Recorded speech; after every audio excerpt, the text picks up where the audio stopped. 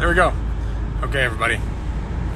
We are back, and we are trying to connect again. Hi, Congressman. Hi, how are you?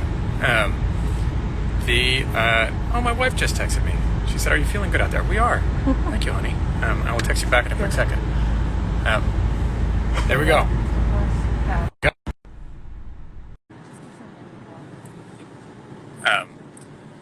But take two. How's the family? Family's good. Thank you very much. Oh, there we go. What's up, buddy? You finally figured it out. I finally figured out Instagram Live. What's going on? I was sitting here pushing the same button for like 10 minutes. I was just riveted by the conversation about pizza and Does arugula belong on pizza? Sure, if you want it. I'll tell you something. I have stopped eating meat for the last 3 or 4 months. It's been one of the things that I'm trying to do during quarantine. So arugula, onions, mushrooms, all that stuff. I do still eat fish. So some anchovies will be good. Hey, you put anchovies on pizza? No. So yeah. No. Dude, I don't quite understand the connection between not eating meat and then arugula. Like how does that logic hold? I'm just trying to get as many calories in my system. As you know, I subsisted on Whataburger for 2 years across Texas. I ate probably 10 Whataburger meals a week, breakfast, lunch, and dinner. So my system needs time to recover. You want to say hi, Amy? Real quick, we got a fan in the house. Amy, what's up? Hey, Joe, how are you? Amy, what's up? We're doing great, thank you. We're pulling a Beto and pulling an Amy. We are 27 hours straight. We have blissfully decided not to stream every second of it because that would have gotten gross pretty quick. But we're doing great, and I have many fond memories of driving through the Rio Grande Valley with you guys, particularly into that cookie store. Oh yeah, if I remember correctly. Yes. Yeah, we did some cookie roulette.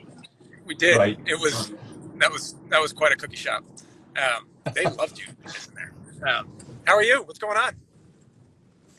Doing well. We're in week 1 of virtual school, and there have been minimal tears, so doing okay. Minimal tears. Good for you. Good for you. What vehicle are you in? We are in a 15-passenger van that at this point is somewhere between, looks like a bomb went off, and that there's been like 4 people living in it for about 2 weeks, which is actually somewhere probably close to accurate. We've got, I have 3 lunches in here.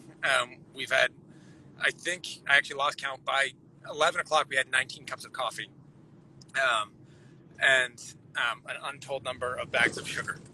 We stopped at one of the great stops we did today. We stopped at Golden Cannoli, which can make 200,000 cannolis a day. And you remember these campaign days, for days where you just need complete and total empty carbs to get through it, it was perfect. We housed, I did, which would not surprise you knowing that I have the world's worst sweet tooth. They gave me an entire box of cannoli chips. So it's like the cannoli shells with a whole pot of frosting, which I brought into the car and promptly told my staff that no one could touch because I was saving it for myself. And they ate the whole thing when I was out of stop. The whole thing. They ate all of it. I mean, like, left with nothing. It is better to be loved than to be feared, Joe. Oh, we lost him for a sec. There he is. Hey, so Joe, if you go into Western, if you head to the Berkshires, let me know, and I'll get some friends that are out there. We're in the Berkshires tonight. What's that? We're You're there right now? We're in the Berkshires tonight. We're not there now. Cool. We're in Worcester Awesome. now. We're on our way to the Berkshires tonight. The next stop is in Springfield, and then we're in Richmond. And then after Richmond, I think we come back to, do we do another, are we in Pittsfield after that? Yeah, so we're in Pittsfield. And then Richmond and Pittsfield tonight. And then we come back, all the way back, because for some reason, which I think just is because my campaign manager didn't want to splurge on a hotel room in Pittsfield. We are essentially driving in a car all the way back across Massachusetts to greet the fishermen in Gloucester. you guys remember those days. But yeah, that's what we got going. It's awesome. Awesome. I'm gonna track down the event info and share it. Please. We'll pass it over to you. I love it. Thank you. Okay. Well, Yep. What are you guys Okay. up to for the rest of the day? Okay. Amy, to you. We are, so I am technically, but not in fact, helping Henry with his distance learning in that room. So I can hear him responding to his teacher. So the connection's working okay.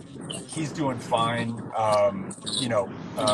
Amy's got the mornings with the kids, and then I have the afternoons for the distance learning. But we made a rare exception to break from school to say hello to our buddy Joe Kennedy, who, as you just said, you came down to Texas when Amy and I were running for Senate.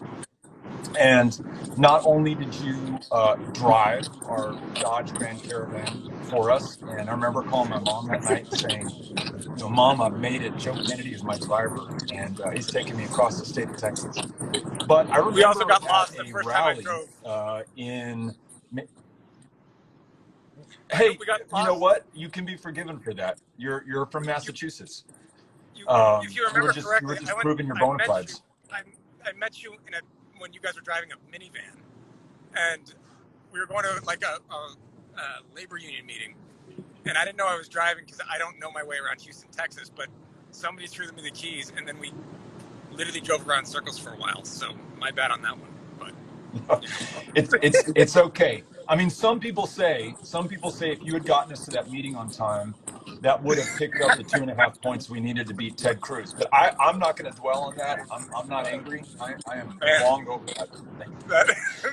But I do remember this moment. We were at a rally in either Brownsville or McAllen, and for anybody who questions Joe's loyalty to the people of Massachusetts, in front of like 600 people, you talked massive shit about the Houston Astros, which didn't do me any good either. That was also maybe contributed to 2.5 points, but you did it because of the fierce pride you have for the Red Sox and for Massachusetts. So I saw a future Massachusetts senator on that stage going up against 600 angry Texas Astros fans. If you remember that correctly, I actually did it 3 times in front of all 3 rallies. So it was actually, granted, your rallies were far more packed than mine have ever been. So it was, yes, in total several thousand, and it was right before, if I remember this correctly, it was right before this. It was the fact ALCS when the Astros were stealing signs and beat the Red Sox. Not that I remember that. Not that I remember that. But yes, I finished my introduction of Beto O'Rourke by chanting on 3, ready, everybody, 1, 2, 3, go Red Sox, and I got booed off the stage every time, and I am so proud of it. It was great. Hey, and I want to make clear to everyone who's watching this that not only is Joe looking me in the eye, talking with me, responding to your comments, he's also driving the van right now, which is amazing. No, I'm not. Thank you. That's very helpful. No, that's great. Thank you, really. I'm glad we're doing this. Multitasker. Let me say this, because a lot of you know that I served with Joe for 6 years in Congress.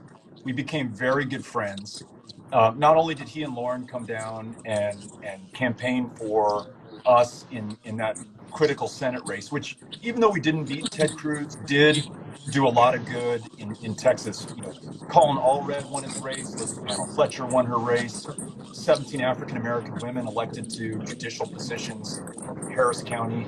A lot of good came from that effort, and Joe was a big part of it. But the first time I saw Joe Kennedy in Texas was prior to that. It was right after Hurricane Harvey slammed into Port Arthur and Beaumont and Houston and Rockport and all of Southeast Texas. And one of the first people from outside of Texas that I saw on the ground was Joe Kennedy. And I saw him at Al Green, or Gene Green, who was our colleague at the time, had organized a town hall meeting for people who had been flooded out of their homes and needed help. And the majority of those who showed up to the meeting didn't speak English and only spoke Spanish or preferred to speak in Spanish. And Joe Kennedy ended up being the translator and also the person listening to those who needed help and who were at wit's end. And that made a big impression on me and everyone there, that Joe was trying to help those who were at their most desperate, most vulnerable moment. And it's a very strong, powerful memory that I have of you. The next time I saw Joe in Texas was Father's Day 2017. Trump had just announced a zero tolerance policy on the US-Mexico border, which in effect meant that every child who was coming with their mother or their father after having traveled 2,000 miles, fleeing the deadliest countries on planet Earth, El Salvador, Guatemala, Honduras, those kids were literally torn from the arms of their parents deported back to the country of origin from which they'd fled. The kids put in cages and then moved to a children's detention shelter that had been constructed in the Chihuahuan Desert in Tornillo, Texas, overnight. And we sent out a call, Veronica Escobar, who's now Joe's colleague, and I and many others, to ask people to come and bear witness to what was happening in their name. And the person who came the furthest and did the most to be there for those kids was Joe Kennedy. And Joe Kennedy, on less than 24 hours notice, flies all the way across the country. In the process, Joe, I think you ruined the shirt, or somebody sitting next to you on an airplane with a cup of Dunkin' Donuts coffee ruined the shirt that you were in. You texted me and said, hey, do you have another one of those blue shirts? I know you must have 10,000 of them in your closet. We got you a new shirt. You walked into that crowd of, maybe nearly 1,000 people who had come out and just gave an electrifying, compelling, amazing speech about what this moment meant for America. It would define us one way or the other. And you wanted to make sure that we didn't leave this all to Donald Trump or the Republicans who enabled him, but we acknowledged our own culpability and our own responsibility to make it better. And Joe, that's the most important reason for me to support you, and the reason I love you so much, and the reason that you are a hero here in El Paso and in communities along the US-Mexico border. You have fought for those kids, and in so doing, you fought for this country, the very best version of America. And I've seen you do this time and time again. Go to communities all across your state, throughout your district, but then beyond that, in the country, to make sure that America meets this moment. And I just think it would be extraordinary if you were in the United States Senate, helping to lead the charge for the America that we should be. And I've seen that every day that I've known you, but especially here on the ground when you come out to see us in Texas. So I know I'm not supposed to do a lot of proselytizing or convention type speaking while you're in the 18-person van, but I want everyone who's watching this to know why, beyond just being a good friend of ours, you're somebody we really admire and are excited to see in higher office. Hey, buddy. I am so grateful for you. Means the world. I have had so much fun running around Texas with you and supporting you in your efforts, and inspired by the fact that with all of you, all the change that you have created, all of the people's lives that you changed because of the way that you ran that race, the way we're trying to run the race, the way you ran that race, and the people that you brought into politics.